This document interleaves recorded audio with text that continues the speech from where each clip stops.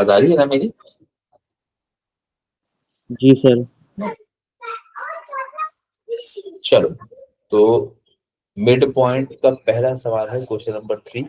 सबसे ज्यादा सवाल मिड पॉइंट के आए हुए हैं। ठीक है, अब सवाल तो पूरा ही करेंगे इंशाल्लाह। इसमें एक नई चीज भी सीखेंगे आज। तो क्या हो रहा है? The P is the point -2, 1, Q is the point 3, 7, M is the midpoint of PQ. Find the coordinates of M. Regular सवाल है ये मिड पॉइंट फॉर्मूले का। सही है, कल भी की है कुछ इस तरह के सवाल। चलो खैर, अब इस तरह का सवाल मैं ज्यादा नहीं करूंगा मगर। ठीक है, तो मिड पॉइंट के कोऑर्डिनेट्स पता करने हैं। तो क्या किया, -2 +3/2, 1 +7/2, 1/2, 8/2। तो ये हो गया 1/2, 4। सही है बात या सही नहीं है बात? बताओ शाबाश। Sir brackets. ब्रैकेट्स। अब ये बात हम बहुत दफा सिखा चुके, अब अगर इसके बाद भी कोई गलती कर दे फिर तो मार्क्स कटना पड़ता है। फिर उसके बाद आ गया part B, the gradient of the line P Q. P भी पता है हमको, क्यू भी पता है, ग्रेडियंट पता करना है। तो बहुत सीधा किताब, y2 - y1 मतलब 7-1 x2 - x1 मतलब 3 में से माइनस करेंगे माइनस का 2, दैट विल बिकम 3 + 2। भाई क्या हो गया, 6/5। इसका मजीद कुछ नहीं कर सकते आप, बहुत ज्यादा अगर कर लेंगे तो जैसे 6/5 मैंने यहाँ लिख दिया, तो 1/1/5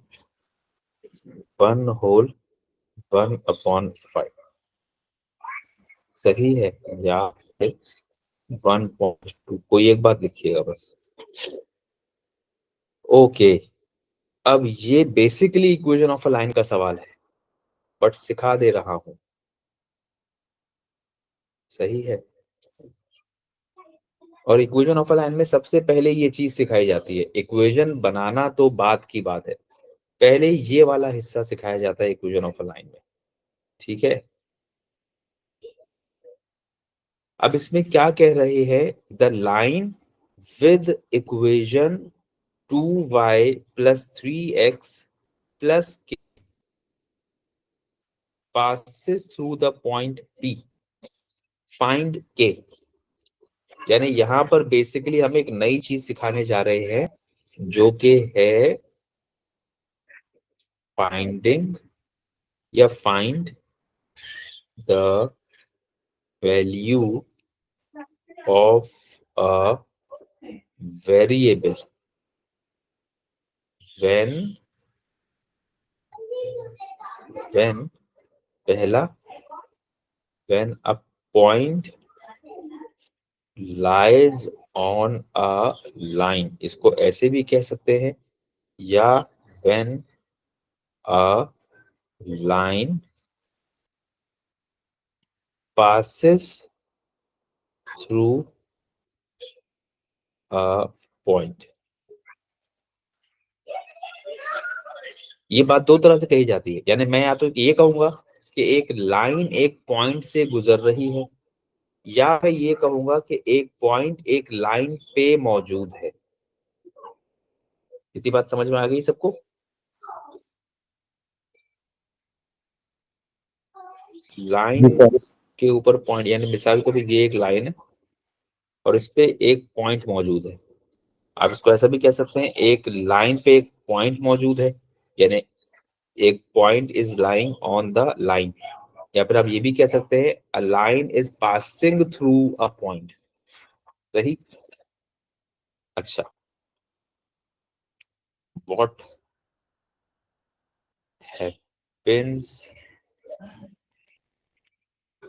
when a line passes through a point।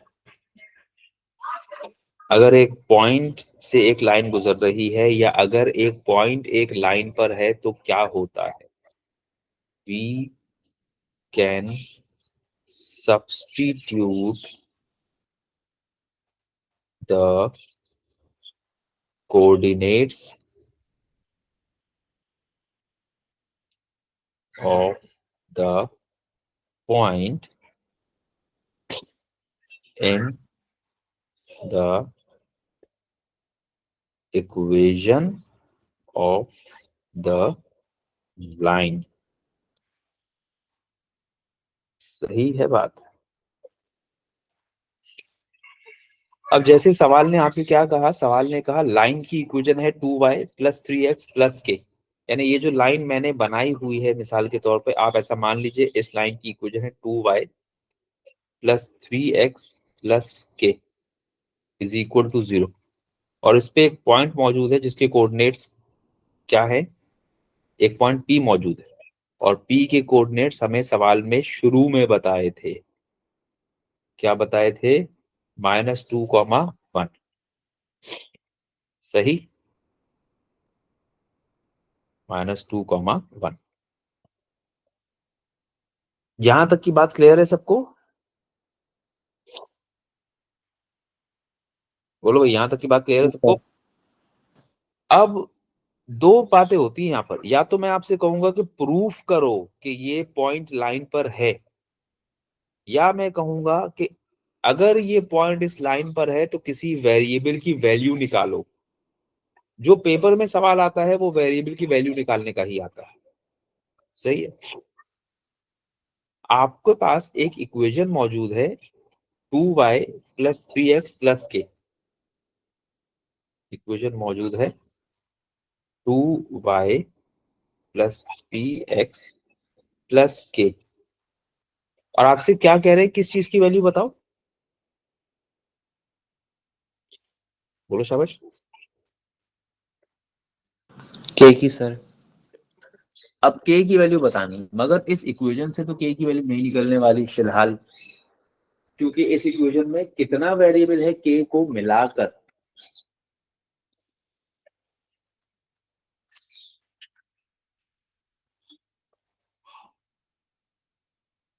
Hello, मेरी आवाज आ रही है?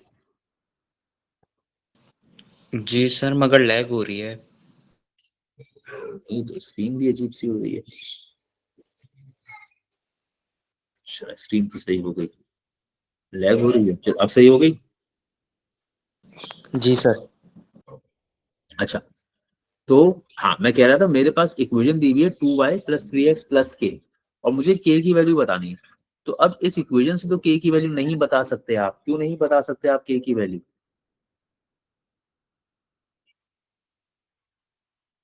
इस इक्वेशन से बोलो।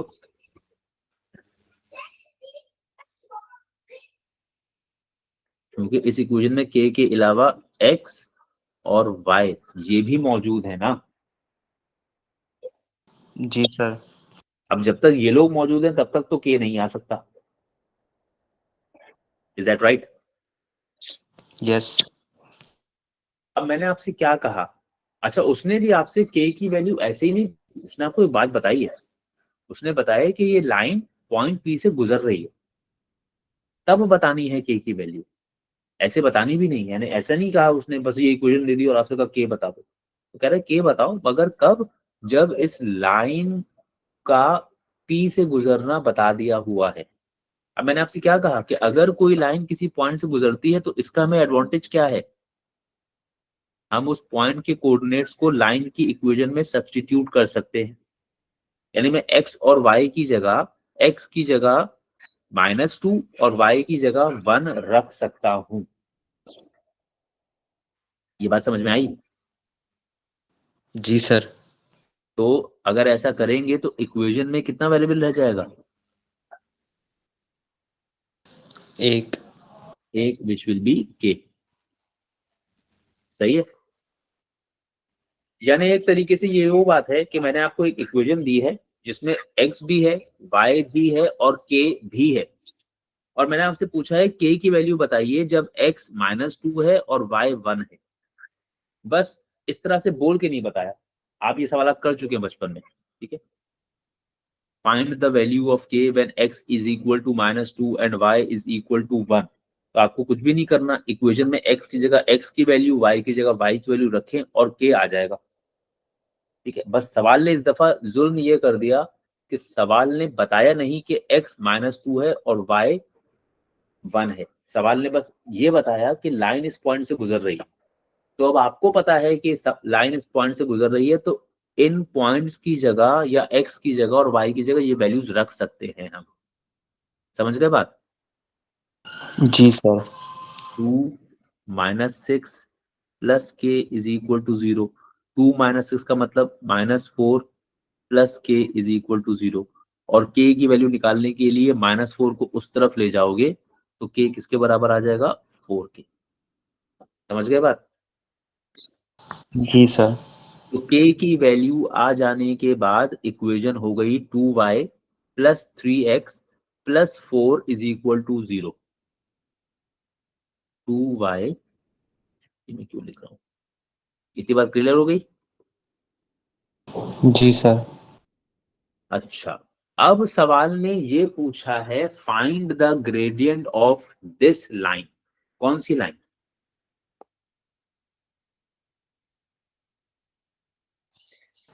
2y plus 3k plus x ओ plus k is equal to 0।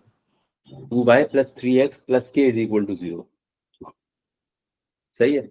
आपको उस लाइन का ग्रेडियंट बताना है जिसकी इक्वेशन दी हुई है, क्या ये बताना है, या उस लाइन की इक्वेशन बतानी है जो पी क्यू है, सॉरी उस लाइन का ग्रेडियंट बताना है जो पी क्यू है?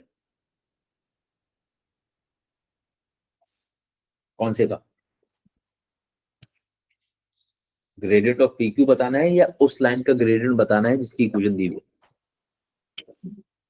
सर उस लाइन का ग्रेडियंट बताना है, इक्वेशन दी हुई है। इसकी इक्वेशन दी हुई है, पी क्यू आप पहले ही बता चुके हुए, सही है। तो भाई लाइन की इक्वेशन दी हो और उसका ग्रेडियंट बताना हो तो क्या करना पड़ता है? इक्वेशन से निकाल सकते हैं ग्रेडियंट। कैसे निकालते हैं, शाबाश अनाया? सर वो सब्स्टिट्यूट कंपेयर करते हैं ना दोनों को। पहले equations। अरेंज करेंगे उसको किस शक्ल जी, में? y y को equal to m x plus c वाली सब्जेक्ट बना। जगह y को सब्जेक्ट बनाएंगे, वेरी गुड। तो 2y को पहले यही छोड़ते हैं,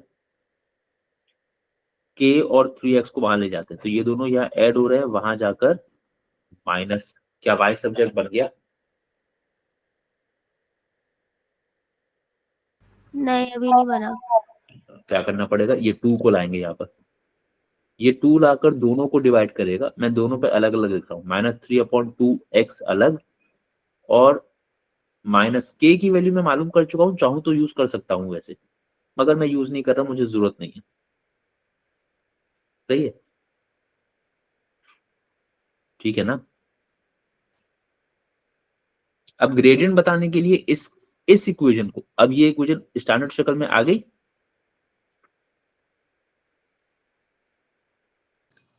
बोलो।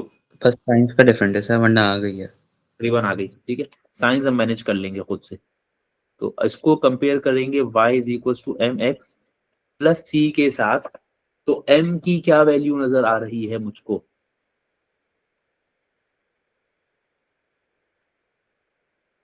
ये बात सही है। जी सर।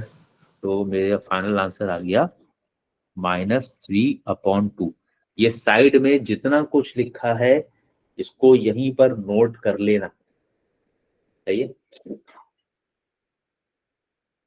सही मेरी ये बात?